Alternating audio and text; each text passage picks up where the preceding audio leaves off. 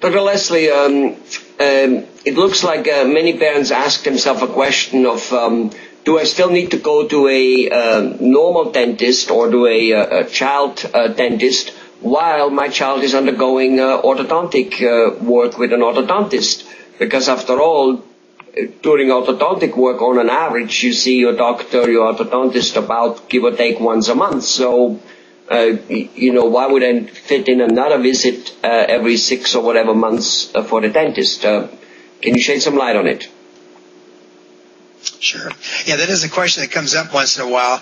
I have sometimes parents that come by, they forget, they get their recall card or they don't get their recall card, and they go, why do I need to go to you? And when I'm going to the orthodontist all the time, like you said.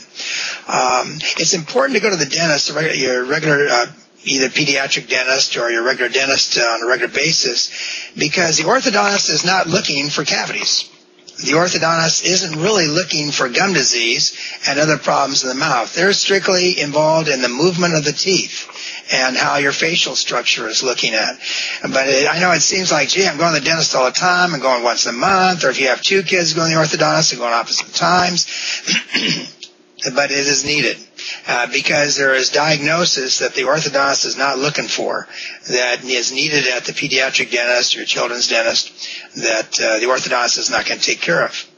And he's not taking the x-rays that are needed between the teeth to find those problems that the regular dentist will find for you. So, yes, it's very much needed to have, even if it seems like maybe you're going to the dentist all the time, you're going for two different reasons, not to straighten the teeth, but for oral health, make sure you're still on track. And I've heard that when a person wears braces, that of course the maintenance and dental hygiene is much more difficult and much more prone to create problems than if you don't have braces. Yes, the braces are like food magnet. Food just going to pack around those puppies. And so what we recommend is an ultrasonic toothbrush for that kind of thing. And a lot of times the orthodontist suggests that too. But yes, it's very important.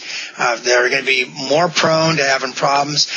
The other challenge is that the kids that go to the orthodontist, they think they're supposed to be just brushing their teeth twice a day like they do them before, or 3 times a day.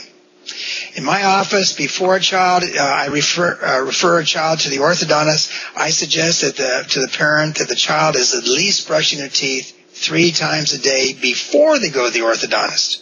If a child's not willing to brush their teeth 3 times a day before they go to the orthodontist, they're not going to be willing to brush every time food goes in their mouth, which could be 5-6 times a day when you're a teenager, when they have braces on. And if they're not willing to brush their teeth every time food goes in their mouth, snacks, meals, all that, they're going to have white stains in those teeth when they come out of the braces. Or they're going to have, straight, striped teeth.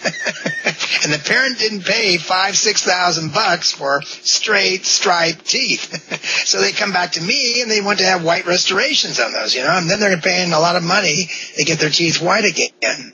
So that can be all alleviated in the beginning. I know this is a little off the subject, but it's really alleviated by the child making the decision, well, yeah, I'll brush my teeth 3 times a day before I get into braces.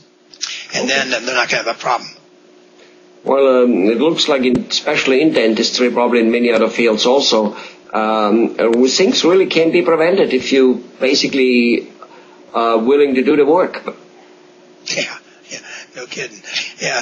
And the orthodontists a lot of times won't, they're so involved in the straightening of the teeth, sometimes they'll miss the inflammation, the swelling, the bleeding, the, swollen gums there. And so that's why it's very important, besides, carcinomas, cancer or other things that are going on in the child's mouth. It doesn't happen often, but it only has to happen to your child for being a big deal. So that's why going for regular prevention, like you said many times, Helmut, for prevention of the general body, but also other things that could occur in the mouth. Right. Well, all right. Again, some piece of information which, we now know better. Thank you very much, Dr. Leisle. You're very welcome.